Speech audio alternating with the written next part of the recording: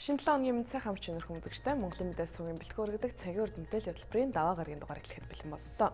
Манай улсын эрчим хүчний системд шинэ их усрыг ашиглаж эхлэх гэж байна. Энэ нь жилдээ 55 мегаватт хүчин чадалтай сайн шандын салхин парк төсөл юм а. Төслийг Францын Engie Mongolia болон Германы Frestal Mongolia компани хөрөнгө оруулалтаар эх оны 4-р сараас эхлэн хэрэгжүүлэхээр болсон байна.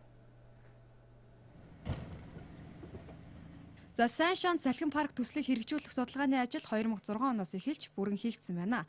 За төсөл хэрэгжснээр манай улсад 120-оос 170 сая гаруй Америк долларын шууд хөрөнгө оруулалт орж ирэх юм. Мөн жилдээ 100 мянган өрхийг цахилгааны хэрэглээг хангах боломжтой болно гэдгийг төслийн багийнхан онцлоо. Эрчим хүчний одоо их усур байхгүй учраас шинээр одоо хэрэглэгчид нэг ялангуяа одоо томоохон шиг хэрэглэгчид тийм ээ бий болоод одоо ингээд эрчим хүчээр хангах гэхдээ зэрэг хүчтэй хөрөхгүй ийм байдалтай байгаа. Манай төсөл хэрэгжснээр бол 110 кВт-оор байнга хангаж явах юм боломжтой болно.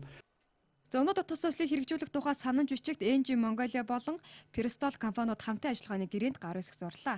Ингэснээр манай улс эргээдэг эрчим хүчнийхээ нөөцийг зөө зохистой ашиглах, эдийн засаг болон байгаль орчин дээлтэй эрчим хүч үйлдвэрлэх шинэ салхин парктаа болж байна.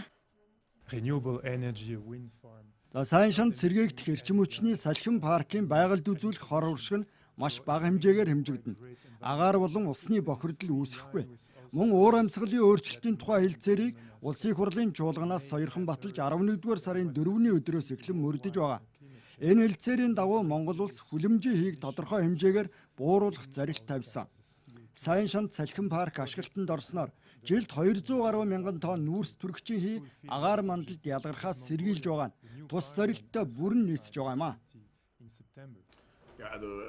Өнгөрсөн оноос хойш Монгол улс дахь гадаадын шууд хөрөнгө оруулалтын хэмжээ огцон буурсан. Тиймээс бидний хэрэгжүүлэх төслийн хүрээнд Монгол улсад 170 орчим сая долларын шууд хөрөнгө оруулалт орж ирэх гэж байгаад баяртай байна. Энэ нь Франц эсвэл Германы засгийн газрын дэмжлэгтэй хөрөнгө оруулалт биш бөгөөд цэвэр хувийн хөрөнгө оруулалт юм. Бид Монгол улсын гадаадын шууд хөрөнгө оруулалтын өсөлтөд хувь нэмрээ оруулж байгаа. Төслийн барилга угсралтын ажил 2017 онд эхлэн Улсын комисс 2018 оны 2 дугаар хагасд хүлээлгэн өгөх урьдчилан тооцоололтод ажиллаж байна. Өнгөрсөн улсын хурлаас эрчим хүчний хэмнэлтийн тухай хуулийг баталсан. Энэ хуулийг хэрэгжүүлэх ажлын хүрээнд эрчим хүчний хэмнэлтийн менежерүүдийг манай улсад анхудаа бэлтгэж эхэллээ.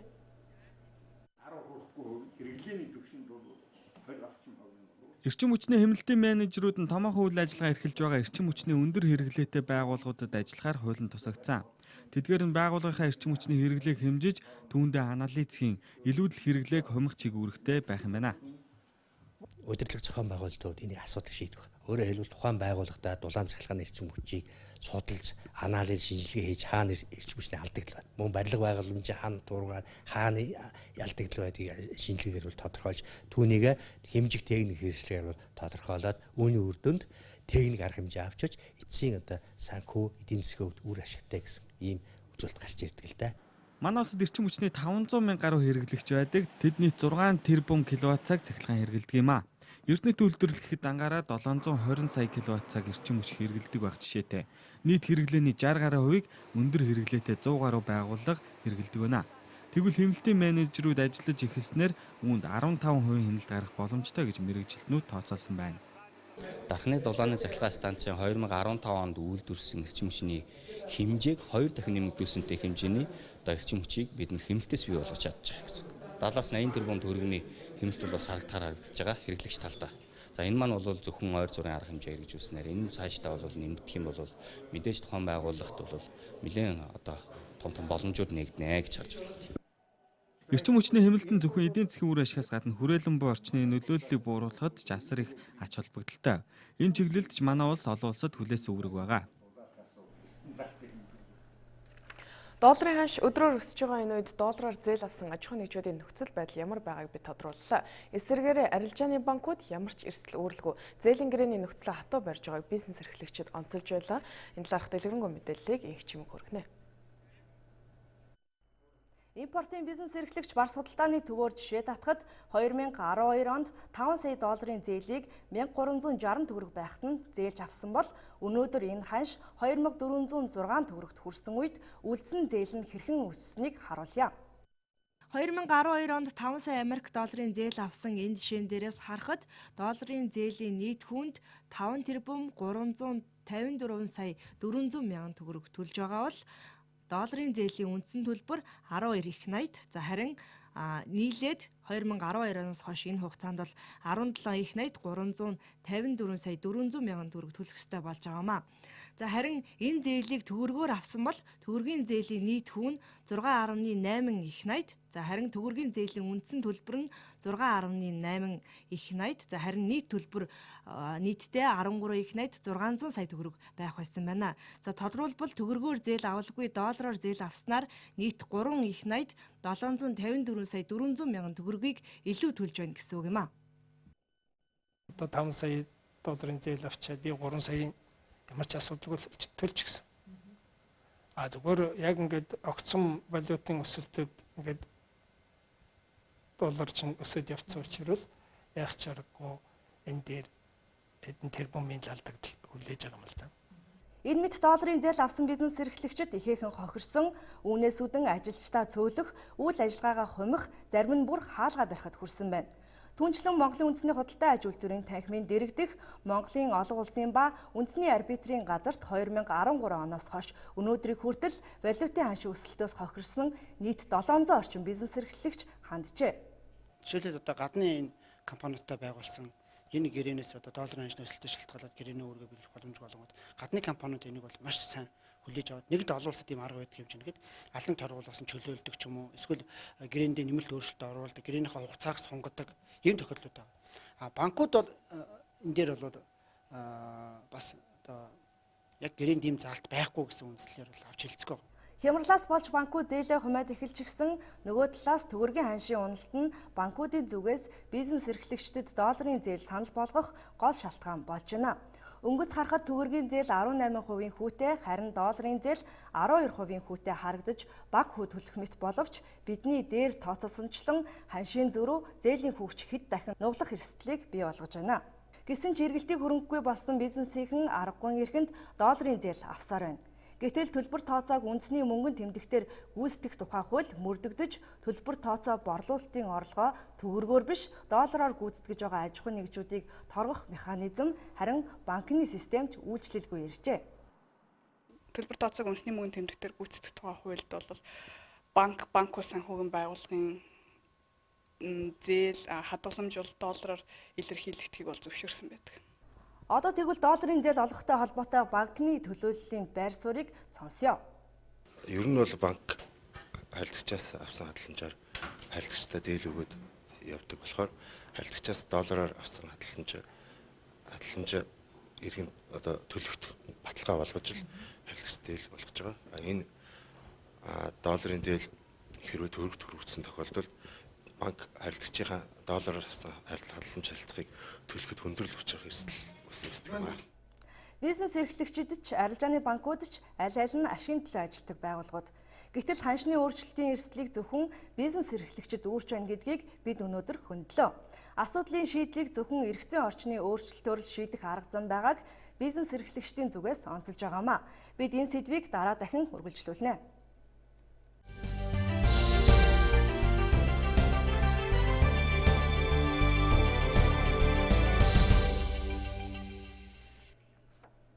Цагаар төлбөр улс төрийн хөрөнгө өрнөж байгаа үйл явдлын мэдээлэлээр үргэлжилж байна. Засгийн газрын боловсруулсан эдийн засаг нийгмийг 2017 онд хөгжүүлэх үндсэн чиглэлийн баримт бичгийн төслөөр бол 100 гаруй арга хэмжээг хэрэгжүүлэхээр төлөвлөсөн байна. Тухайн баримт бичгийн төслийн талаар улсын хурлдах Монгол Ардын намын бүлгийн ажлын хэсгийн гишүүд санал дүгнэлтээ гаргаад байна. Мөн төрөөс мөнгөний талаар 2017 онд баримтлах үндсэн чиглэлийн төслийн тухайд бүлгийн хуралдаанаар яригджээ. Эдийн засаг нийгмийг 2017 онд хөгжүүлэх үндсэн чиглэлийн төсөл тусгагдсанаар бол уул уурхайн томоохон төслүүдийг хэрэгжүүлснээр эдийн засгийн өсөлт 3% хүрэх боломж бүрдэнэ гэж улсын хурлдах Монгол Ардын намын бүлгийн холбогдох ажлын хэсгийн гишүүд үзэж байна. За эх жилийн хувьд ажилгүйдлийн төвшинг 9% хүргэж 2%-аар бууруулна. За харин инфляцийг 6.5%-аас сэтрүүлэхгүй байх боломжтой гэсэн тайлбарыг бүлгийн ажлын хэсгийн гишүүд өгч байна. Үндсэн чиглэлд бол Монгол улсын одоо тулгымцсан гол асуудлууд их одоо 104 бодлогын арга хэмжээний 5.3 их 80 төгрөгийг төгрөгийн санхүүжилтийг хийгээд төлөвлөсөн. Энээс одоо 6.1% нь бол улсын төсвийн хөрөнгөөр 16.4% нь бол гадаад их усрээс 76.5% буюу 4.1 их найт төгрөгийн гэрчлэл болно. Бусад одоо хөрөнгө оруулалтаар 2% 104 тэрбум төгрөгийг нь одоо бусад их усрээс санхүүжүүлэх ийм одоо хөсөл хөтөлбөрүүд бол орж ирсэн байгаа. За цаашид эдийн засгийн хүндрэлийг эрсдэлгүй давахын тулд төсөв мөнгөний бодлогыг уялдуулах зайлшгүй шаардлагатай гэдгийг улсыг хурлдах Монгол Ардын намын бүлгийн гишүүд тайлбарлаж байна. За одоогоор Төв банкны бодлогын хүүгийн хэмжээ 15% та байгаа. За тухайн хүүгийн хэмжээг бууруулахад чиглэсэн одоо төсөв мөнгөний бодлогыг хэрэгжүүлэх хэрэгтэй гэдэг тухайд улсыг хурлдах Монгол Ардын намын бүлгийн ажлын хэсгийн гишүүд тайлбарлаж байна. Хүнд байдал руу очихын тулд өнөөдрийн бидний хүндрэлтэй хамгийн гол хоёр асуудал болох төлбөрийн тэнцлийн алдагдал, төсвийн алдагдлыг бууруулснаар цаашд мөнгөний бодлогыг зөөлрүүлэх тийм орон зайг хайж ажиллана. Засгийн газар Монгол банк хамтарч. За энэ дээр одоо улсын хурлын зүгээс мөн хяналт тавьж, ингэж шаардлага тавьж ажиллах болно. За зөвхөн банкнд тулгуурласан санхүүгийн зах зээлийн бүтцээс хамаарч зээлийн хүүгийн хэмжээ буурахгүй байна. За тиймээс өртөг багтаа санхүүгийн бүтээгдэхүүнүүдийг нийлүүлэх бодлогыг төрөөс дэмжих хэрэгтэй гэдэг тухайд ч улсыг хурлдах Монгол Ардын намын бүлгийн ажлын хэсгийн хүрээнд яригдсан байна. Монгол Улсын их хурлын тамгын газар нэгдсэн үндэсний байгууллагын хөгжлийн хөтөлбөртэй хамтран Швейцарын хөгжлийн агентлагийн дэмжлэгтэйгээр хэрэгжүүлж байгаа нутгийн өөрөө удирдах байгууллагын чадварыг бэхжүүлэхин төслийн хүрээнд иргэдийн төлөөлөгчдийн урлын төлөөлөгчдийн үндэсний суурь сургалтын сурагч багш нарыг бэлтгэх сургалт өнөөдөр эхэллээ. Энэ оны 6 дугаар сард болсон аймаг нийслэлийн иргэдийн төлөөлөгчдийн хурлын сонгуул болон 10 дугаар сар зохион байгуулагдсан сум дүүргийн иргэдийн төлөөлөгчдийн хурлын сонгуулийн үр дүнд 21 аймгийн 1613 баг, нийслэлийн 9 дүүргийн 152 хорооноос нийтдээ 7000 гаруй төлөөлөгч сонгогдоод байгаа. Шинээр сонгогдсон төлөөлөгчдийн үндэсний суурь сургалтын сурагч багш нарыг бэлтгэх ээлжид сургалт эхэллээ. 2016-аас 2020 он хүртэл 4 жилийн хугацаанд за мөн бүх шатны иргэдийн төлөөлөгчдийн хуралд сонгогдсон, шинээр сонгогдсон гишүүдийн төлөөлөгчдийн чадварыг одоо сайжруулахад бол анхаарч ажиллах юм аа. Нэгдүгээрт нь нутгийн өөрөө удирдах тусны байгууллагын чадварыг бэхжүүлэх нь гэдэг төсөл, хоёрт нь иргэдийн оролцоотой хууль тогтоох ажиллагааг дэмжих гэдэг төсөл. За энэ хоёр төсөл маань бол олон амжилт гаргасан. За энэ хоёр төслийн амжилтыг баттгах зорилгоор бид нар энэ хоёр төслийг нэгтгсэн Монгол улс дахь төлөөллийн байгууллагын чадварыг бэхжүүлэх гэдэг төслийг одоо үргэлжлүүлэн 17-оос 20 он дуустал хэрэгжүүлэх гэж байна.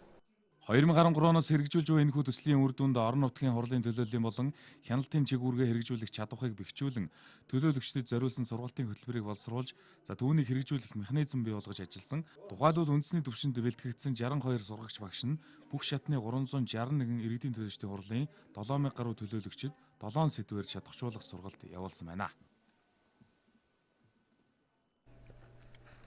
Аймгийн төвөөсөө аслагдсан сумдад явуулын эрүүл мэндийн тусламж үйлчилгээ хүрэхэд хүндрэл бэрхшээл их тулгардаг байна. Тиймээс энэ асуудлыг шийдвэрлэж хөдөө орон нутгийн эрүүл мэндийн тогтолцоог бэхжүүлэх хүрээнд явуулын эрүүл мэндийн тусламж үйлчилгээг сайжруулах төслийг 2015 оноос эхлүүлэн баруун тамга аймагт амжилттай хэрэгжүүллээ.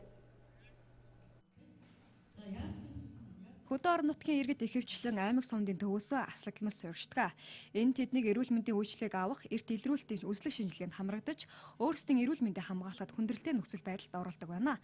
Тиймээс төслийн хүрээнд 6 сумд халдвар тус өвчний эрт илрүүлэлт ашиглагдах, зөвөрийн мобиль тоног төхөөрөмж олгож, эрүүл мэндийн үйлчлэг явуулын хэлбэрийг үзүүлэх арга зүйн сургалт гарын авлагыг боловсруулж ажилласан байна. Хөдөө орон нутгад явуулын ялангуяа одоо бүхий л одоо зүрх судасны, за шүд амны, за эмэгтэйчүүдийн, хүүхдийн, за илэгний гэдэг ингээд дотор эрхтний тусламж үйлчилгээг хөгжүүлэхэд энэ явуулын одоо аппарат тоног төхөөрөмжтэй явуулын машинд суурилсан тоног төхөөрөмжүүдийг ашиглаад энэ дээрээ бол энэ 21 аймагта тэр зах хязгаарын сумдаа хүрэх ийм тусламж үйлчилгээг үзүүлэх төлөвлөгөөнүүд гарсан байна. Төслийг Баян-Уулгийн Говь Алтай, Ховд, Увс, Завхан аймагт хэрэгжүүлсэн.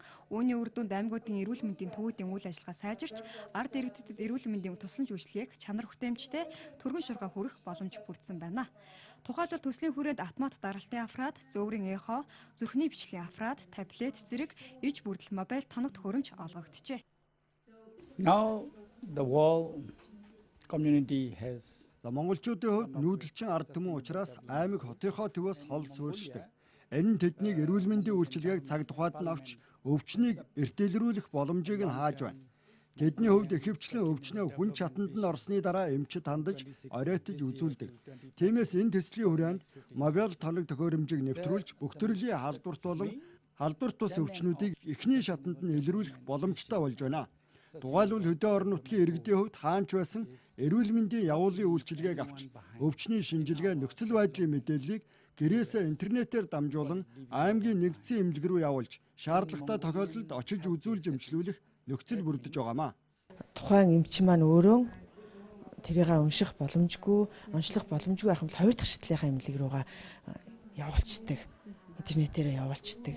Ийм цаг хугацаа хэмнэсэн маш их ач холбогдолтой ийм төсөл хэрэгжиж байгаа юм байна гэж ойлгож байна. Өнөөдөр тус төслийн хүрээнд хийгдсэн онцлог ажлуудыг танилцуулж, орон нутгийн эрүүл мэндийн мэргэжилтнүүд болон олон улсын байгууллагын төлөөлөгчдийн дунд туршлага солилцох семинарыг зохион байгууллаа.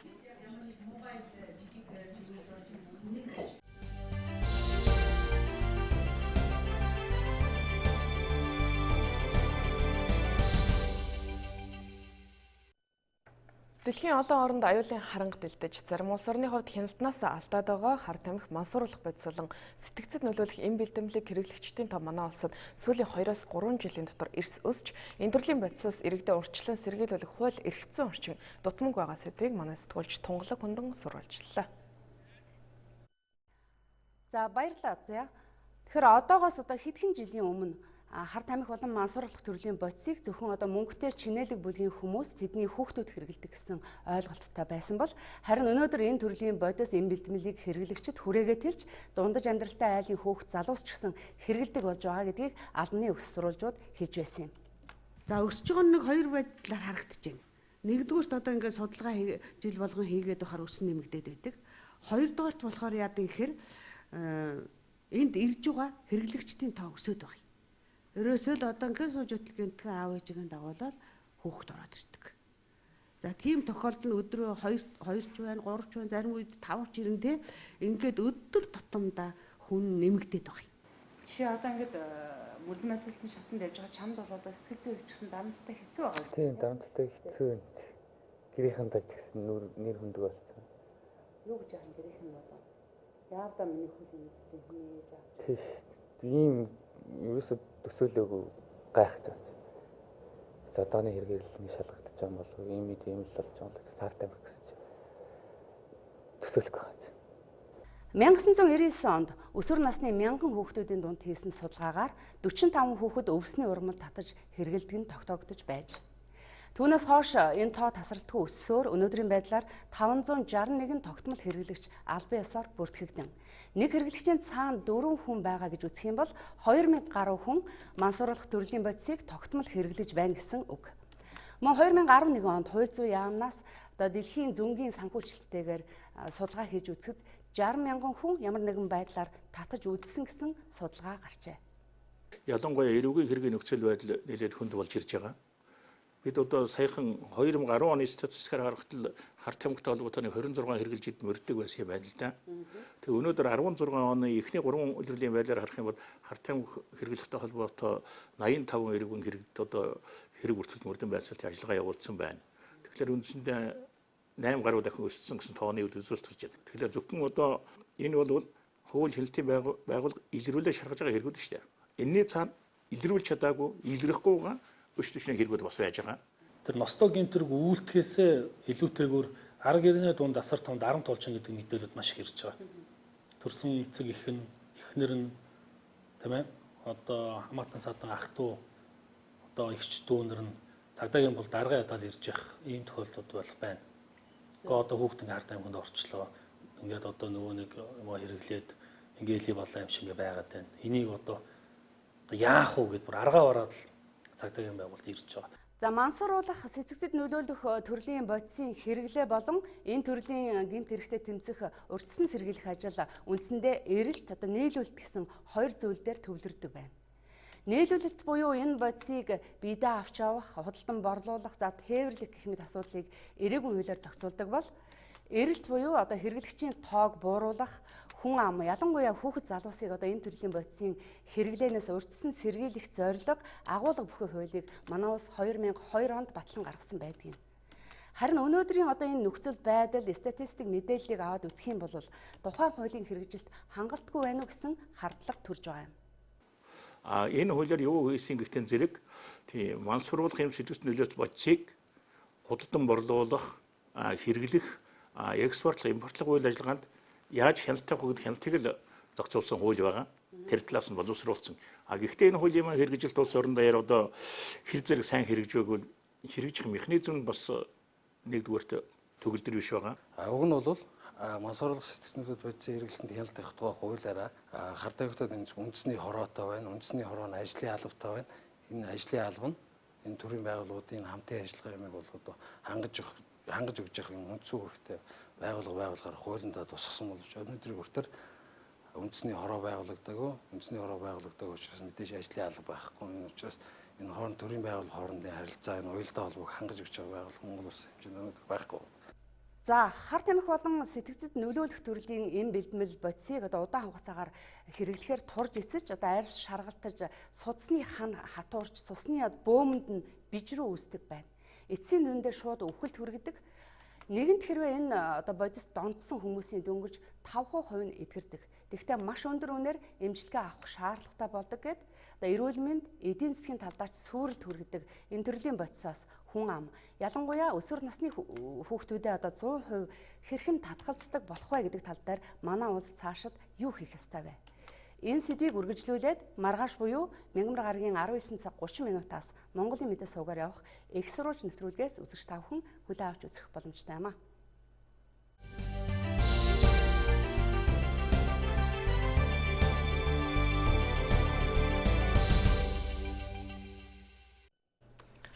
Манай улсын нийт хүн амын 40 орчим хувийг 15-аас 34 насны залуучууд эзэлдэг. Энэ утгаараа залуус чиглэсэн төрийн бодлогыг илүү боловсронгуй цаг үетэйгээ холбоон шинжилж явах шаардлагатай болдог.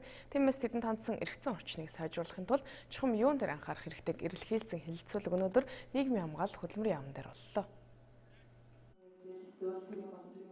Тун удахгүй улсын их хурлаар залуучуудын хөгжил оролцооны тухай хуулийг шинжилэн батлах гэж байгаа. Ингийн тулд нийгмийн гол хөдөлгөгч хүч болсон залуучуудад юу тулгамдаад байдаг шийдвэрлэх гарцыг олохын тулд яах ёстойг илэрхийлэх залуучуудын хөгжил хэлэлцүүлэг болж байгаа нь ач холбогдолтой зохион байгуулагчид онцолсон. Хэлэлцүүлэгт ирсэн сэдвүүд нь залуусын эрүүл мэнд, боловсрол, хөдөлмөрлөх эрх, оролцоо, орон сууцны асуудал зэрэг олон чухал сэдвээр төвлөрч чаджээ. Хамгийн давхцал өндөртэй байгаа сэдвүүд бол салбар, боловсролын салбар, хөдөлмөрлөлтийн салбар хоёр байна. За мэдээж эрүүл мэндийнх бас орж ирж байна. За боловсролын салбар донд бол мэргэжил сонголттой холбоотой эрдмийн ажил, судалгааны материалууд нэлээд орж ирсэн байна. За дээрэс нь эрүүл мэндийн салбарт бол халдвар төвчөнтэй холбоотой. За дээрэс нь эрүүл мэндийн мэдлэг боловсролтой холбоотой ийм сэдвүүд бол нэлээд давхцалсан байна да. Тухайлбал манай улсын хувьд залуусын мэргэжил сонголт анхаарал татсан асуудал мөн атлаа төдийлөн ач холбогдол өгч арга хэмжээ авдаггүй. Өндөр хөгжилтэй орнуудад ирээдүйд ямар мэргэжилтэй хүн болохыг нь багш сурган хүмүүжүүлэгчид чиглүүлж сонгоход нь туслах үүрэгтэй байдаг. Гэсэн ч эсрэгээрээ эцэг эхчүүдийн оролцоо их байдгаас хүүхдүүдэд буруу мэргэжил сонгон түүнийгээ хугацаа алдаж солих, мэргэжлээрээ ажиллахгүй байх, ажилгүйчүүдийн тоонд орох зэрэг олон сөрөг хандлага үүсдэг байна. Энэ мэтчлэн залуусын хөгжил тушаавалсан олон асуудлыг тэд хөндөж байна. Улс төр нийгэм шинжлэх ухаан, математик, биеийн тамирын шинжлэх ухаан бүгдийг нь хамарсан бол тийм кредитийн их сургуульд хэрэгждэг юм хөтөлбөр байгаа. Харин энийг судалсан тохиолдолд эхний жилдээ үнэхээр тэр хүүхэд мэргэжлээ сонгож амжаагүй бол энийг судлаад дараа жилээс нь инженер болох юм уу, компьютеророо явах юм уу, аль эсвэл нийгмийн ухааны чиглэлээр явах юм уу гэдгээ ямар нэгэн кредитийн зөрүүгүйгээр шилжин сурах тийм боломжтой энэ хөтөлбөрийг дэвшүүлж их сургуульд оруулж ирээч гэсэн санааг л гаргаж ирсэн байна. Өсвөр насныхны дунд газ хэрэглэж мансууруулах асуудал нэлийн газар аваад байгаа нь одоо холбогдох төрийн байгууллагуудын мэдээ баримтаас бид нар олж мэдсэн. Тийм учраас яг орон нутгад байгаа асуудлыг ийм орон нутгийн гэдэг онцлогоор бас хүргэе гэж энэ хуралд оролцсон байна. Цаашдаа салбарын яамны зүгээс залуучууд судлалд шийдвэр гаргагчид болон олон нийтийн анхаарлыг хандуулж хувь нэмэр оруулах үүднээс судлаачдын сүлжээг бий болгон дэмжихийг зорж байгаа юм байна. Залуучдын хөтөлмөрлөлтийг дэмжих зорилтуудын хүрээнд одоо манай яамнаас боловсролын яамтай хамтран орлоготой оюутны хөтөлбөрийг бас боловсруулад байна. Тэгээд цаашлаад бид нэр яг энэ хууль батлагдсны дараа залуучдын хөгжил оролцоог дэмжих бас үндэсний хөтөлбөрт яг энэ залуучдын өмнө толгомжсон яг энэ залуучдын эрүүл мэнд хөтөлмөрлөлт боловсрал гэсэн эдгээр асуудлыг бас тусгайлан хөтөлбөр болгон хууль тусгацсан асуудлуудыг хөтөлбөр болгон хэрэгжүүлнэ. Өнгөрсөн жил залуусын хөгжил сэдвээр өрнөж байсан уг хэлэлцүүлэг энэ жил 2 дахь удаага илүү өргөн хүрээнд зохиогдлоо. Цаашид жил бүр тогтмол болно гэдгийг зохион байгуулагчид нь хэлсэн. Сүүлийн жилүүдэд техник технологи хөгжиж мэдээллийн урсгалын хурд нэмэгдэхийн хэрээр дэлхийн улс орнууд дээд боловсролын сургалтын системийг шинжилгээд онцгой анхаарч байна. Багш төвтэй сургалтаа суралцагч төвтэй сургалтанд шилжиж, сургалтын үр дүнг суралцагчдын эзэмшсэн мэдлэг, ур чадвараар үнэлэх арга барил нийтлэг болжээ. Энэ чиглэлд манай улс ч мөн хоцролгүй урагшлагыг ирмэлзэж, олон улсад хүлээн зөвшөөрөгдсөн CDIO стандартыг нэвтрүүлэхээр ажиллаж байна. CDIO гэдэг нь зөвхөн онлын мэдлэг олгоход биш, практик ур чадварыг онолтой хослуулах сургалтын стандарт юм а.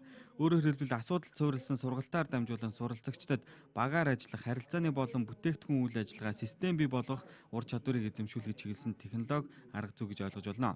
Энэ стандартыг манай улсын төрийн эмчит томоохон их сургуулиуд аль хэдийн нэвтрүүлээд эхэлжээ. Агцгүй суралцагчид маань тэр мэдлэгийг олж авлаа.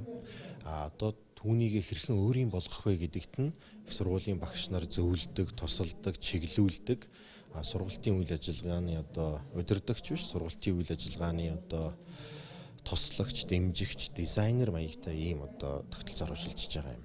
Ингэснээр оюутан суралцагчид бол аль болохоор бие дааж өөртөө хэрэгцээтэй байгаа мэдлэг мэдээллийг олж авч чаддаг.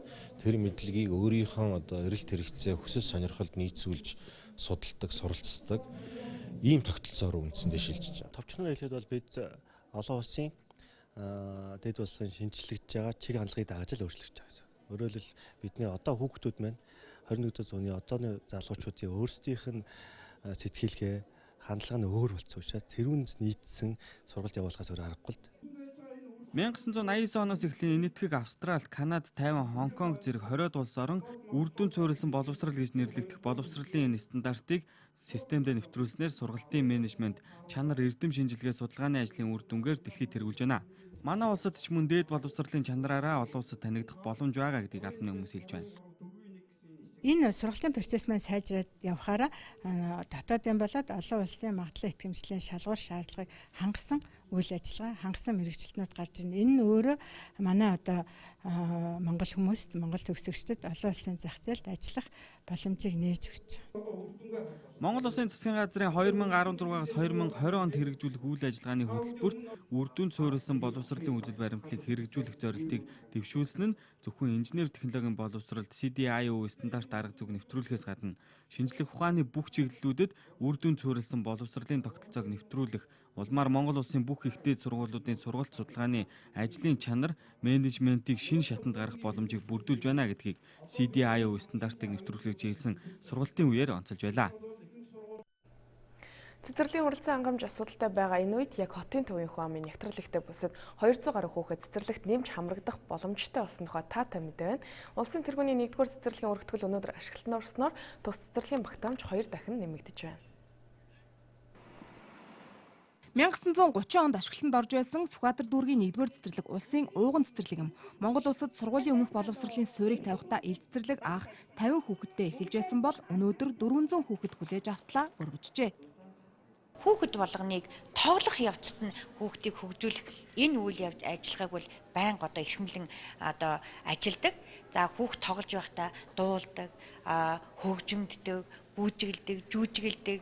За тэгээ сэтгүүхэн олон үйлдэлийг одоо хийж бусдаасаа тэргүүлж одоо сурч байгаа нь энэ цэцэрлэгийн маань онцлог юм да. Сүхбаатар дүүргийн хувьд сургууль цэцэрлэгийн хүрэлцээ хангамж харьцангуй сайтай. Өнгөрсөн хугацаанд л хэд 11 цэцэрлэг 6 сургууль шинээр ашиглалтанд орсон байна. Дүүргийн хэмжээнд их сургуулийн өмнөх боловсрол эзэмших ёстой нийт хүүхдүүдийн 83% цэцэрлэгт хамрагдаж чадаж байгааг дүүргийн боловсролын хэлтсийн дарга тодтогч байлаа. Орны эдийн засгийн нөхцөл байдал За аль тал руугаа явж тэрнээс бол хамгаалж хурдцсан бол тодорхойлогдно гэж бодож байгаа. Ер нь бол хүүхдийн цэцэрлэг сургуулийн тоог нэмэгдүүлэх гэдэг талаар төр засгийн байгууллагын үеийн бодлого зорилтууд бол яг энэ олонч залгамж чанараа хадгалаад үлдэж байгаа гэдэгт би бол огтхонч эргэлзэхгүй байгаа. Өмнө нь 150-аас 200 хүүхэд хүлээн авах чадaltaй байсан үг цэцэрлэг ийхүү өргөтгөлийн байраа хүлээн авснаар 2 дахин илүү хүчин чадлаар ажиллах боломжтой болсон бөгөөд нийт 10 бүлгийн 400 гаруй хүүхэд сурч хүмүүжих юм. Нийслэлийн төсвөөс 1.5 тэрбум төгрөгөөр Happy Building компанийн барьж ашиглалтанд оруулсан уг өргөтгөлийн байр ердөө 6 сарын дотор баригдсан байна. Солонгосын Кимерсийн удирдагчийн гэргийн нэрэмжит цэцэрлэг байгаа. Тэрийгээр дамжуулаад арчилсан Солонгосын элчин сайдын яамтай бол байнгын уялдаа холбоотой байдаг. Тэндээсээ бас сэтгэл гаргаж энэ дипломат ажилтнууд нь энд дотоод засал чимэглэлд нь байнга хөрөнгө гаргаж өгж бас тусалж байдаг. Өнгөрсөн түүхт хугацаанд тус цэцэрлэгийг нийтдээ 23 мянга орчим хүүхэд төгсжээ. Тэдгээрээс төр нийгмийн болоод урлаг соёлын олон алдартнууд төрөн гарсныг онцолж байсан юм. Монголын мэдээ сувгийн үзэгчдийн тоо байгуулагдсанаас хойш хугацаанд 2 дахин өсөд байна. Улаанбаатар хотын үзэгчдийн дунд явуулсан хөндлөнгийн байгууллагын судалгааны дүнгээс харахад нийслэлийн үзэгчдийн 30 гаруй хувь нь орой бүр мэдээллийн хөтөлбөрийг тогтмол үздэгээс Монголын мэдээ сувгийн брэнд бүтээгдэхүүн болох цагийн урт хөтөлбөр үзэгчдийн тоогоор тэргүүлж байна. Монголын мэдээ сувгийг бүтэн өдрийн турш дунджаар 178 мянган үзэгч үзэж, оройн 17 цагаас 23 цагийн хооронд 100 мянган хүн тогтмол үздэг боллоо. Бүр наривчил бол цагт дунджаар 3-аас 4 мянган үзэгчийг тогтмол барьж байгаа нь нэгдээд 10 сар болж байгаа Монголын мэдээ сувгийн контентын чанар сүүлийн 2 сард эрс өссөн үзүүлэлт юм а. Яг дундаж сарын рейтингээр Улаанбаатар хотын үзэгчдийн хувьд үндэсний олон нийтийн телевизийн 1-р сувг хамгийн олон үзэгчтэй. За MN 25 2-т, Монгол HD 3-т, MNB 2 4-т, TV 5 5-т те TV 9 6 гэдэг ийм дарааллаар мэдээний жанрын хувьд үзэгчдийн үзэлтийн байдал харагдаж байна. Үзэгчийн судалгааг болвол дэлхийн 60 оронд үзэгчийн судалгаа хийдэг Английн Kantar Media гэж энэ компани Монгол дахь түнш байгууллага болж хийж байна гэсэн. Өөрөөр хэлбэл манай хөрш орнуудад яг энэ манайтай хамтартай компани судалгаа ажилладаг гэдгийг бас эхлээд хэлжээ. 2016-ны 1-р сараас эхлэн бие даасан суваг болон өргөцсөн Монголын мэдээ суваг өнгөрсөн 10 сард нийт 466 цагийн мэдээллийн хөтөлбөрийг бэлтгэн үзүүлжээ. Энэ нь Монголын телевизүүдийн дотроос хамгийн олон цагийн мэдээллийн хөтөлбөр бэлтгэсэн үзүүлэлтээр тэргүүлж байгаа юм гэдгийг Максима судалгааны төвийнхэн мөн онцоллоо. Монголын мэдээ суваг бүтцийн өөрчлөлтөөр улс төр, эдийн засаг, нийгэм, соёл, эрен сурвалжлах, гадаад мэдээ, спортын үйл явдлын мэдээллийг үзэгчдэд төрөлжүүлэн хүргэж эхэлсэн нь цаашиж үзэгчдийн мэдээллийг төрөлжүүлэн хүргэх, мэдээллийн чанарыг сайжруулах, үзэгчдийн эрэлт хэрэгцээг илүү мэдрэн ажиллах боломжийг олгох юм а. Орос улбаны улсын бүгд найрамдах Башкортостан улсын нийслэл Уфа хотно олсон олон улсын кино урлагийн наадамд Монголын уран сайхны ээж кино шилдэг эмэгтэй дүрийн тусгай шагналт хүртжээ. Өнөөдөр киноны гол дүр тоглосон Монгол улсын ардын жүжигчин Миндоёрт шилдэг дүрийн өргөмжлөлийг нь гардуул өглөө. Уфа хотод 3 дахь удаага зохион байгуулсан олон улсын кино наадамд 30 гаруй улсын 27 бүтээл өрсөлдөжээ. Наадмын шилдэг дүрийг ганцхан кинонд олгодог байна. Энэ эрхэм шагналын эзэн ээж киноны хандын дүрийг бүтээсэн Монгол улсын ардын жүжигчин Миндоёр өнөөдөр өргөмжлөлөө гартаа авлаа. Урд нь олон ээж нар тоглож байсан.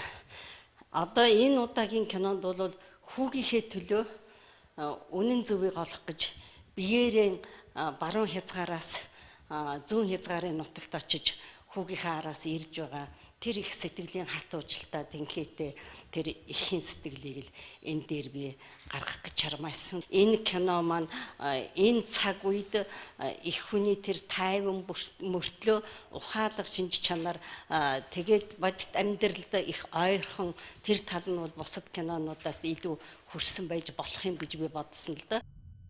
Ээж киноны зохиолыг зохиолч Мөнх Туяа бодит амьдралаас сэдвүүлэн бичиж соёлын тэргүүний ажилтан Эрдэнэ цэцэг найруулжээ. Жирийн нэг Монгол ээжийн дүрээр их хүний хайр, цаг үеийн нөхцөл байдал, хайр сэтгэлийн үн цэнийг гаргасан нь энэ кино олон улсад үнэлэгдэх чухал шалгуур нь байлаа гэж киноны зохиолч ярьж байна. Одод амьдралаас сэдвэлэгдэж 10 жилийн өмнө бичигдсэн зохиол юм. Ерөнхийдөө л одоо хайрыг өгүүлж байгаа кино маань. Эсрэг дүр нь хүртэл эргээд үзэгчтэй хайрлагдж байгаа. Эргээд одоо энэ цаг үед ингээ бодоход социализмын үед бүх юм дэхтэй хүмүүс бие биендээ итгэдэг, нэг нэгээ хайрладаг, ойлгодог, уугчилдаг тэр сайхан цаг үеийг бас одоо цагийн энэ залуучуудаа үлдээхийн төлөө энэ зохиол дээр ажилласан. Мөнгө Акбузат олон улсын кино урлагийн наадмыг ээж киногоор нээж, үдсэн хүмбэр нүдэндээ нулимстай байсан тухай киноны зохиолч онцолж байлаа. Ээж кино мөн Америкийн нэгдсэн улсын Лос Анжелес хотод болсон Азийн дэлхийн шилдэг кино наадамд өрсөлдөж 38 киноноос шилдэг 5-д шалгарсан байна. Өргөжлүүлэн зарим үйл явдлын мэдээллийн хураангуйг хүлээн авч үзсэн үү?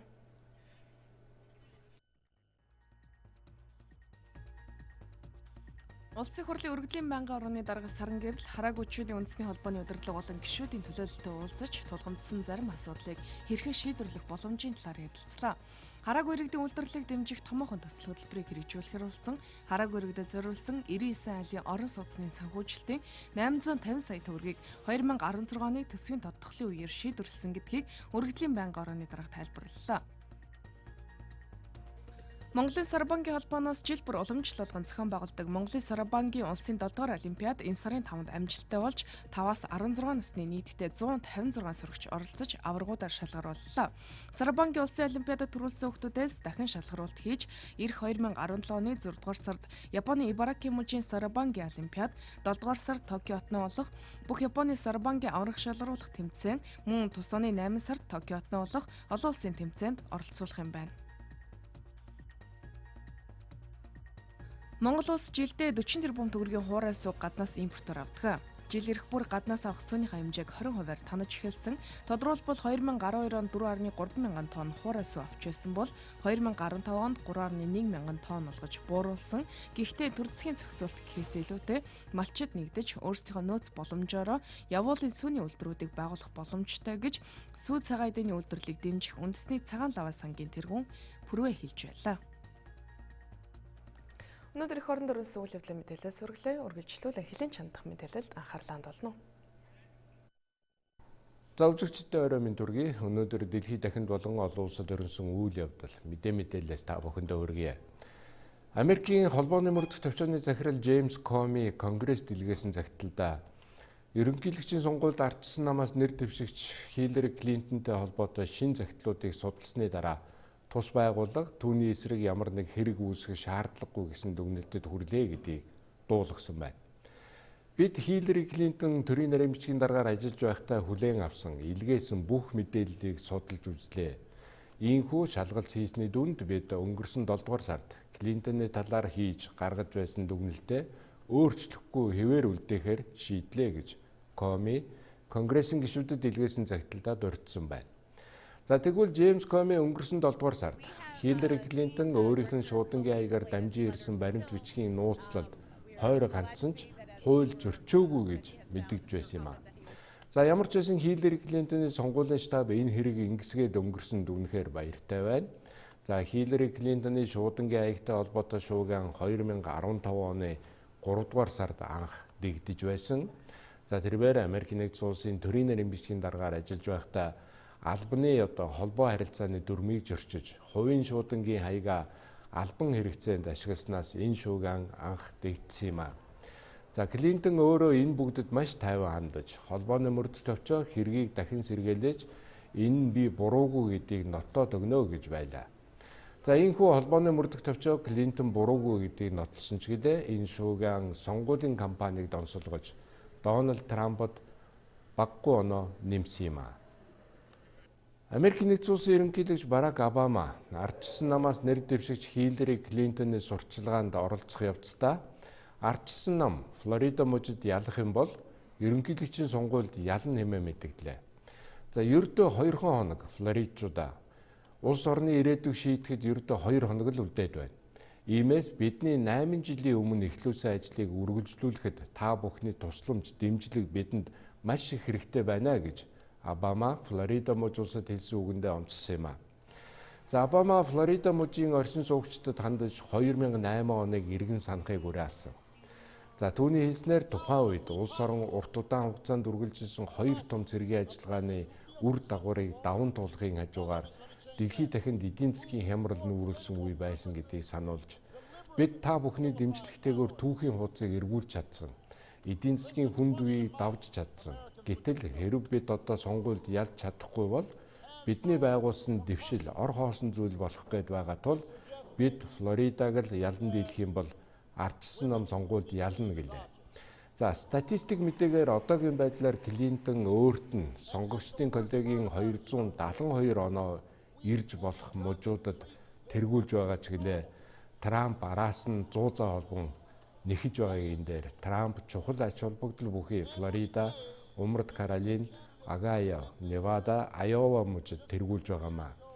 За Хиллари Клинтоныг Барак Обаматай харьцуулахад Клинтоны хувьд Афро-Америк гаралтай иргэдийн сандыг өөртөө нэг ихээр татаж чадахгүй байх гэсэн зүйл бас яригдж байх юм. За тэгвэл Трамп дээд боловсралгүй цагаан арьснууд олноороо сууршдаг Огайо, Айова, Невада мужид Клинтонд маш итгэлтэйгээр өрсөлдөж байгаамаа. За Иракийн Мосул хотын өмнөд хэсгээс хурж байгаа Исламын улс террорист бүлгийн байлдагчид газрын тусны 19 зооногийг шатаасан байна. За хэрэг явдлыг нүдэрээ үзэж харсан мэдээллийн BBC агентлагийн сурвалжлагчийн хэлж байгаагаар оршин суугчдад амьсгалахад хүнд байгаагийн дээр гэрийн дижимэл амьтад олноороо өгөж байгаа юм байна. Исламын улс бүлгийн байлдагчид Мосул хот орчимд одоо газрын тосны 6 цооногийг хяналтандаа байлгаж байгаа. За хэрвээ тэд одоо эдгээр цооногийг ч гэсэн шатаах юм бол байдал өнөөдрийнхөөс илүү их хүндрэнэ гэдгийг бол шинжээдэж хэлж байгаа юм. За Иракийн айран Мосул хотыг хэд даврагчдаас чөлөөлөх цэргийн ажиллагаагаа үргэлжлүүлж байгаа ба ширүүн дулдаанаас айж имээсэн хотын оршин суугчид өдөр бүр олноороо хотыг орхин зүхтэж байна. За өнгөрсөн 10 дугаар сарын сүүлээр Исламын улс бүлгийн байлдагчид Каяр хотоос ухрахдаа тэнд байсан газрын тосны бүх цооногийг шатаасны улмаас одоо хоньны арьс хүртэл тас хар өнгөтэй болж байсан гэдгийг нутгийн иргэд бас ярьж байгаа юм. За сая өнгөрсөн бям гарагт Иракийн ерөнхий сайд Хейдар Ал-Абади Мосул хотод төвжигдсэн Исламын улс бүлгийн байлдагчдад хандаж амьд байя гэвэл зэвсгээ хураалгаж хотоос гарч явахыг уриаллаа. За Иракийн айран Мосул хотыг байлдагчдаас чөлөөлөх цэргийн ажиллагааг 10 дугаар сарын 17-нд өрөндийн орнуудын дэмжлэгтэйгээр эхэлсэн юм а. За Япончуудын 60% нь Токио Өмнөд Корелийн арлын асуудлаарх албан ёсны байр сууриа тодотгож энэ асуудалд уян хатан хандахын төлөө байна. За Майниши Симбун сониноос утсаар бүх нийтийн дунд явуулсан санал асуулгын үр дүн үүнийг нотолж байна. За санал асуулгад оролцогчдын дөнгөж 25% нь Корелийн цуваа арлын өмнөд хэсэг болох Итүрүп, Кунашир, Шикатан, Хабамай арлыг Япон улсын газар нутаг болгохыг одоо албан ёсоор зөвшөөрсний дараа Оросын холбооны улстай энхийн гэрээ байгуулна гэх Японы засгийн газрын байр суурийг дэмжиж байгаа юм байна. За үүний хажуугаар санал асуулгад оролцогчдын 57% нь энэ асуудалд эдгээр дөрвөн арлаас нэг их зууралдалгүйгээр уян хатан хандах хэрэгтэй хэмээн үзэж байгаа юм байна. За Японд сүүлийн үед нөлөө бүхий хэвлэл мэдээллийн хэрэгсэлд Токио яриа хэлцээгээр өөрийн байр сууриа иргэн харахад бэлэн байгаа тухай мэдээ цацагдах боллоо. За мэдээж хэрэг энд засгийн газар буултын янз бүрийн хувилбарыг судалж байгаа талаар яригдж байгаа нь тодорхой юм. За тухайлах юм бол дөрвөн арлын өмнөд хэсгийн 2 арлыг Японы мэдэлд шилжүүлэх. За үлдсэн 2 арлыг хамтарсан захиргаанд шилжүүлсний дараа Орос улстай энхийн гэрээнд гарын үсэг зурах хувилбар бас яригдж байгаа болтой юм. За тэгвэл Оросын холбооны улсын холбооны зөвлөлийн дарга Валентина Матвиенко сая одоо энэ сарын 1-нд Японд хийсэн айлчлалынхаа үеэр Корелийн арал бол Оросын холбооны улсын газар нутаг, үүнийг иргэн харах, үүнд эргэлзэх зүйл огт байхгүй гэж мэдэгдсэн. За түүний хэлснээр 2 арал эсвэл арлуудыг бүгдийг нөх асуудлаар ямар ч яриа хэлцээ байхгүй. Энэ бол ямар ч үндэслэхгүй тул ийм яриа хэлцээ хизээж хийхгүй юм байна. За дэлхийн 2 дугаар дайн дууссаны дараа Корелийн арлуудыг зөвлөлт холбоот улсын бүрэлдэхүүнд багтаасан ч Япон улс өнөө хүртэл маргалдсан хэвээр байгаа юм. За 1956 онд 2 орны хооронд дайны байдлыг арилгах тухай хамтарсан тунхаг баталсан ч гэлээ өнөө хүртэл энхийн гэрээ байгуулагдаагүй байгаамаа. За ямар ч байсан Орос улбооны улсын ерөнхийлөгч Владимир Путин ирэх 12 дугаар сард Японд айлчлахаар төлөвлөж байгаа. За иймээс яг одоо айлчлалын бэлтгэл ажил маш идэвхтэйгээр өрнөж байна. За бид та бүхэндээ өнөөдөр дэлхийд дахинд болон олон улсад өрнөсөн үйл явдлаас хүргэлээ. Хөтөлбөр спортын мэдээгээр үргэлжилж байна. Эрхэм үзэгч та бүхэндээ шинэ 7 хоногийн төргий Монголын мэдээ сувг даваа гарагийн спортын мэдээг үзүүлэхэд бэлэн боллоо. Сагсан бөмбөгийн спортын нэр зүтгэлтэн тамирчин дасгалжуулагч Аюур Занагсны нэрэмжит 16 хүртэлх насны улсын аварга шалгаруулах тэмцээний нээлттэй ажиллагаа өнөөдөр спортын төв ордонд боллоо. Өсвөрийн сагсан бөмбөгчтэй улсын аваргын тэмцээн Улаанбаатар хотноо 5 өдрийн турш үргэлжилж аварга баг тодорхой юм байна. Монголын сагсан бөмбөгийн спортын анхдагчдын нэг нэрт тамирчин дасгалжуулагч Аюур Занагсны нэрэмжит тэмцээн уламжлалсаар нээлттэй хийлээ. За энэ удаагийн улсын аварга шалгаруулах тэмцээн өсвөрийн 16 хүртэлх насны ангилалд болж байна. Тэмцээнд Улаанбаатар хотын болон орон нутгийн 44 баг ур чадвараас өрн өрсөлдөж байна. Нээлтийн тоглолт өнөөдөр өглөө спортын төв ордон болон Баянгол дүүргийн 22 дугаар сургууль дээр зэрэг эхэлсэн. Хөвгүүдийн ангилалд Жи хэсэгт багтсан Багнуур дүүрэг, Мэжик Бал багууд тоглолтын салхийг хагалсан бол Октийн тоглолт Баян хонгор, Өмнө Гав аймгийн багуудаар эхэлсэн юм а. Тухайн үед одоо тэр 60 хэд 70 хэд он 80-ад оны одоо нүүр царай болсон Монголын эрэгтэй эмэгтэй маш олон спортын мастер сайн тоглогчныг бэлдсэн. Дөрөс сүрэнгээд байж дасгалж одоо Маргад Эрдэнэ за Талигаас одоо Батулга гээд нэг дээр нэг 10 дасгалж байсан тэр байж. За тэгээд тэдний бас шавнар нь бас өргөжлүүлээд за тэдний нэг нь би бас одоо тэр өөрхийн шавнараас дасгалж хийж байгаа юм бол би Монголын сагсан бөмбөгийн холбооны төлөвлөгөөнд багтан жил бүр нэрэмжит тэмцээн зохиогддог Аюур Занагсан Монголын өнөө цаг үеийн шилдэг тамирчин дасгалжуулагчдыг төрүүлэн гаргасан. Тэрээр ерөнхий боловсролын сургуулийн сурагч байхдаа үндэсний шигшээ багт багтаж за улмаар 70 жилийн түүхтэй алдар спорт хорооны сагсан бөмбөгийн баг үндэсний шигшээ багийн дасгалжуулагчаар ажиллаж олон жил энэ спортод үр бүтээлтэй ажилласан байдаг. Монголын спортын салбарын ууган байгууллагуудын нэг алдар спорт хорооны хамт олон 2016-аас 2017 оны хичээлийн шинжилгээ нээлээ. Өөрийн сургуулийн 70 дахь хичээлийн жилээ нээж байгаа алдар спорт хорооны хамт олон өнгөрчүү энэ онд дотоодын болоод олон улс төв дэлхийн томоохон тэмцээн уралдаануудад түүхэн дэлтгүйц амжилтуудыг гаргаад байгаамаа. Монгол улсын Батлан хамгаалах яамны харьяа алдар спорт хороо тэртээ 1946 оны 2 дугаар сард тухайн үеийн цэргийн яамыг төшөглөн цэрэг нийгэмлэг нэрээр анх үүсжээ.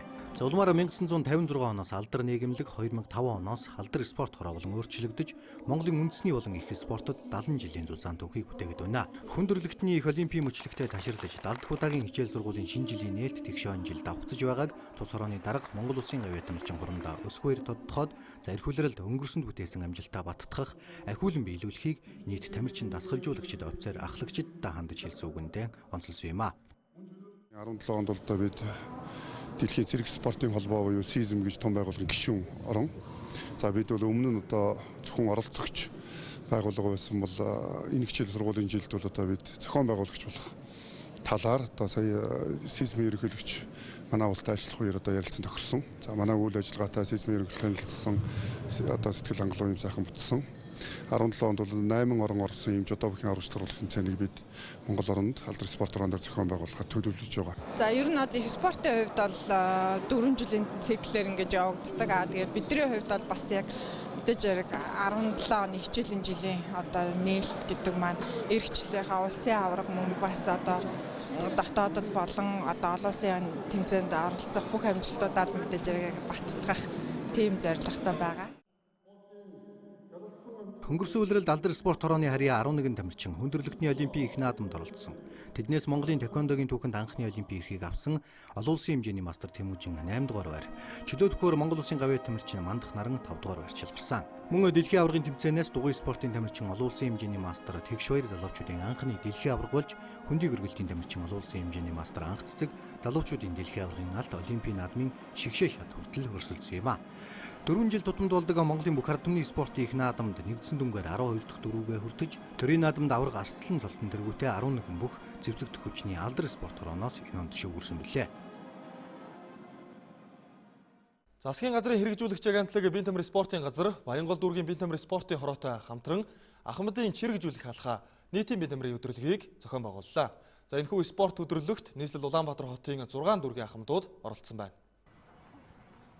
Боловсрол соёл шинжлэх ухаан спортын яамны харьяа аймаг дүүргүүдийн биеийн тамир спортын хороодоос дүүргийнхээ иргэд ахмадуудын эрүүл мэнд нийтийн биеийн тамирын оролцоог хангах зорилгоор жил бүрийн 11-р сард чирэгжүүлэх халхаа явган аяллыг зохион байгуулдаг. За энэ хүрээнд нийслэлийн ахмадууд чирэгжүүлэх халхаа хөдөлгөөнд бүхэн тэмцээнд оролцож нэгэн өдрийг спортоор хичээллэн үр дүнтэй өнгөрүүлсэн юм. За Баянгол дүүргийн биеийн тамир спортын хорооноос гардан зохион байгуулсан спорт өдөрлөгт Улаанбаатар хотын 6 дүүргээс төлөөлж 200 гаруй ахмад оролцжээ. Одоо энэ манай яг зориултын алхалт гүйлтийн зам маань 1.7 км ийм зам байгаа. Тэгэхээр 2 далангаа бид нэг тойроод яваад хойгоор бас шатны өөд явсан. За ингээд нийт 3.5 км газар алхалтаа хийгээд буцаж хурж ирээд энд би халаалт сонголтын дасгалыг хийгээд тэгээд одоо хөгжөөнд тоглоомынхаа одоо төрлөдрөл орсон доо. Баянгол дүүргийн биеийн тамир спортын хороо ононд иргэд ахмадуудаа нийтийн биеийн тамир спортоор хичээллүүлэх зорилт тавьж 1.7 км бүхий алхалт гүйлт дугуйн замыг ашиглалтанд оруулжээ. За энэ удаагийн олон төрөлт тэмцээн ахмадын спорт өдөрлөг тус бүтээн байгуулалтын ажлын нэрэмжит болгон зохиогдсон юм а. Одоо эрхэм үзэгч та бүхэн дэлхийд дахинд болж байгаа спортын томоохон хуралдаан тэмцээний мэдээлэлд анхаарлаа хандуулна уу? Өнгөрсөн амралтын өдрүүдээр Германы Бундслигийн тэмцээний 10 дугаар тойргийн тоглолтууд болж өндөрлөлөө. Энэ тойрогт лигийн өнгөрсөн удирлын аварга Баерн Мюнхен өрсөлдөгч багтаага тэнцэж оноолцсон бол лигийн дэд барь түчигдэж байсан Лейпциг клуб үүнийг ашиглан бүтэн 3 оноо авч чадсанаар багууд адил 24 оноо тоолж лиг өснөхтийн 1-2 дугаар байрт бичигдэж эхэллээ. Германы Бундслигийн 10 дугаар төргийн тоглолтууд энэ амралтын өдрүүдэд болж өндөрлөлөө. Лигийн 26 дахь аварга Баерн Мюнхен тойрогт Алберт Альянс Арена зингэлдэх хүрээлэнд Хофенхайм клубыг хүлээн аван тогссон. Багууд аль аль нь Бундслигийн тэмцээнд шилдэг тоглолтыг үзүүлж байгаа бөгөөд энэ удирдал ихснээс хойш хожигдоогүй байсан юм. За тоглолтын 16 дахь минутанд Надим Америгийн дамжуултыг Крем Демирбай амжилттай төгсгөж тоон хайрцааг нээсэн. 23 настай турк хагас хамгаалагч энэ удирлын 3 дахь гоолоо инх оруулсан юм. Харин 34 дахь минутанд талбай эзэдийн тоглох амжилттай болж Бразил залуу Дуглас Костагийн бөмбөгийг Швейцар хагас хамгаалагч Стивен Цубер өөрийн хаалганд оруулсан. Тоглолтын үндсэн цагт өөр гол оруулалт өндөрснөөр инхүү багууд 1-1 харьцаатай тэнцэж оноо уусан юм. Карло Анчелотигийн баг ингэснээр 24 оноотой болж лигийн 18 багийг тэргүүлсээр өрүүлдлээ. Харин Хофенхаймын залуус 20 оноотой 3 дугаар төвчигдэж байна.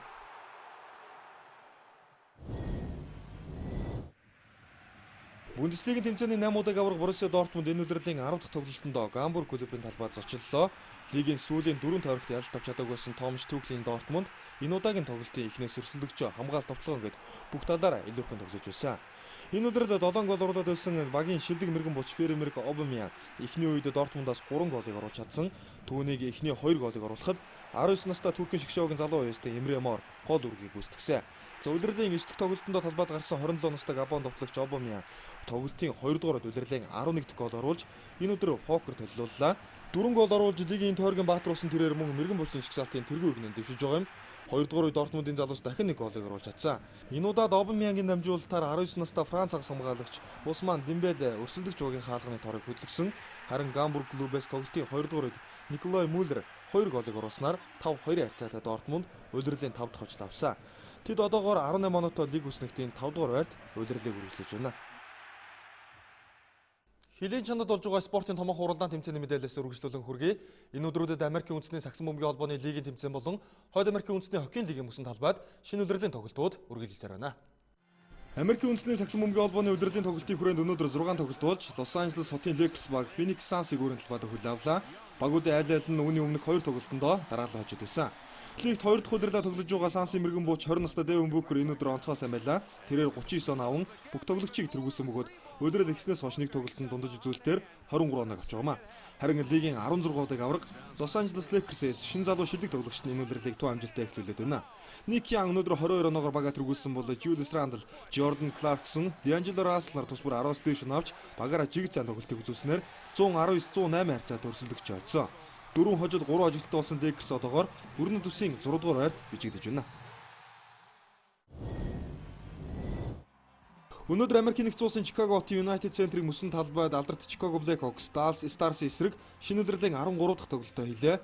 Энэ тоглолтын өмнө мэргэжлийн бейсболын дэлхийн цомын тэмцээнд 108 жилийн дараа гайхалтай эргийн ирэлтийг төрүүлсэн Chicago Cubs багийн хамт олон ордонд ирж өөрийн хотынхоо хоккейн баг болон хөгжөөнд дэмжигчдтэйгээ баяраа уулзсан юм а. Чикаго хотын Шафтэ хоккейн багийн хувьд хамгийн сүүлд 2 жилийн өмнө буюу 2014-өөс 2015 оны үеэрл лигийн аврах цолыг хүртсэн. Тэд нэг удирдал өнжөөд аврагын төлөө хүчтэй өрсөлдөөнийг үзүүлдэг уламжлалтай бөгөөд энэ удирдал аврагын төлөө өрсөлдөх өндөр магадлалтай багийн тоонд тооцогдож байна. 100 жилийн түүхтэй үндэсний хоккейн лигт ирдэгчлэлдээ тоглож байгаа Чикагогийн ар арцгууд өнгөрсөн хугацаанд Стэнлийн цомыг 6 удаа хүртээд байгаа юм. Тэд энэ өдрөө шилдэг тоглолт үзүүлж байсан ч Далласын залуус тоглолтын сүүлийн мөчид тооны харьцааг тэнцвүүлж үндсэн цагийн 60 минут 3-3 харьцаатай тэнцээгээр өнгөрсөн. Улмаар нэмэлт цагийн 4 дахь минутанд талбай эцэс Марин Гос хожлын шабыг оруулж багтаа ялтыг авчирсан байна. 37 настай Словак залуу өнөөдөр нэг оновчтой дамжуултагч нэг голыг оруулснаар үндэсний хоккейн лигт өөрийн 1100 дахь оноогоо авсан. Чикаго өнөөдөр энэхүү очсноор 6 дараасан ялтыг авч 19 оноотой өрнөд төсийг тэргүүлж байна.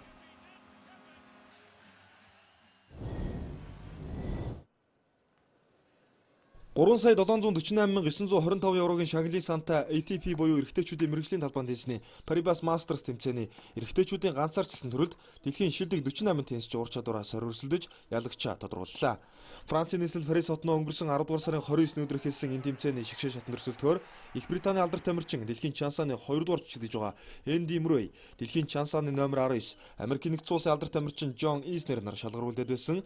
Дэлхийн шилдэгүүдийн тоглолтоо энэ өдөр 3 үеийн турш тун өрсөлдөөнтэй үргэлжлэж 6-3, 7-6, 6-4-ийн харьцаатай Энди Муррей хожлыг авсан байна. Ингэснээр тэрээр Мастерс ангиллын 14 дахь тэмцээнд төрүүлж байгаа бөгөөд энэ жилийн 8 дахь аваргын цомоо хүртлээ. Өнгөрсөн 100 Лондоны Олимпийн амжилтаа дахин баттгаж, Рио 2016 Олимпийн наадмын эрэгтэйчүүдийн ганцаарчсан төрөлд дахин аваргын алтан медалийг хүртсэн тэрээр 2005 оноос мэргэжлийн ангиллал тогсон бөгөөд энэ хугацаанд 625 хожиж 174 тоглолтод хожигдоод байна. Их Британий бахархал улсын теннисчин мөн мэргэжлийн ангиллалд 43 цомыг нийтдээ хүртээд байгаа юм. ATP-гийн 1000 онооны чансаа олгох Paribas Masters тэмцээнд Энди Муррей инхүү төрүүлснээр өөрийн чансаанда 1000 оног нэмж талбай теннисийн спортод сүүлийн жилүүдэд өөрийн ноёрхлоо тогтоогод байсан Серби алдарт Новак Джоковичийн урд нь гарч чадсан юм а.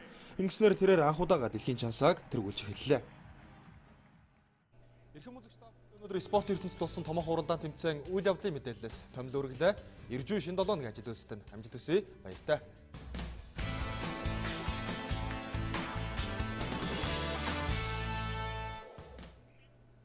Одоо шинэ 7 өдрийн цагаагаар мэдээг танилцуулъя.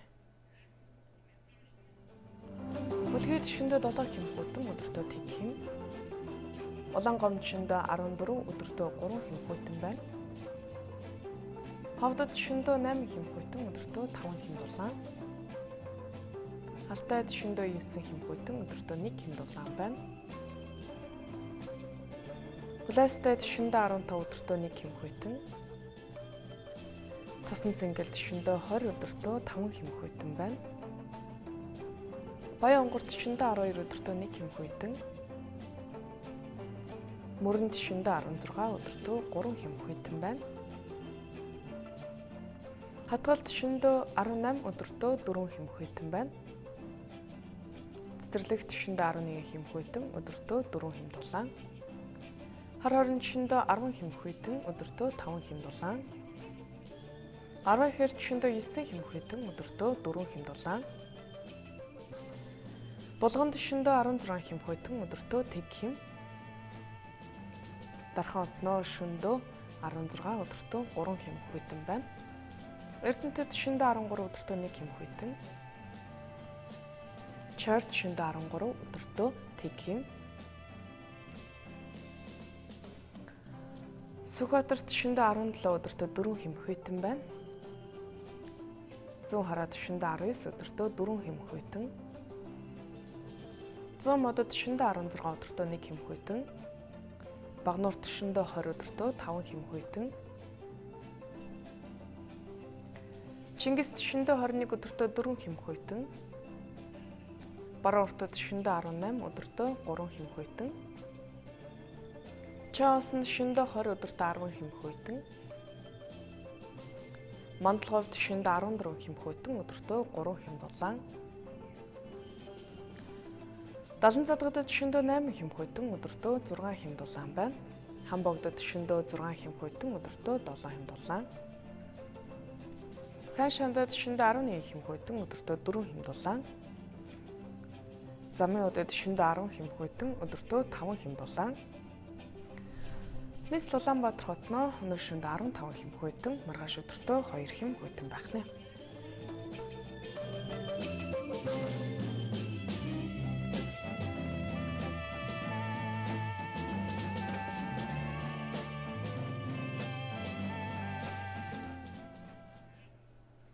Бид та бүхэн даваа гарагийн цагийн урд мэдээллийн хөтөлбөр хүргэлээ. Анхаарлаа хандуулаад авч үзсэн та бүхэнд баярлалаа. Маргааш ажилтаа амжилт хүсье. Баяртай үзэгчтэй.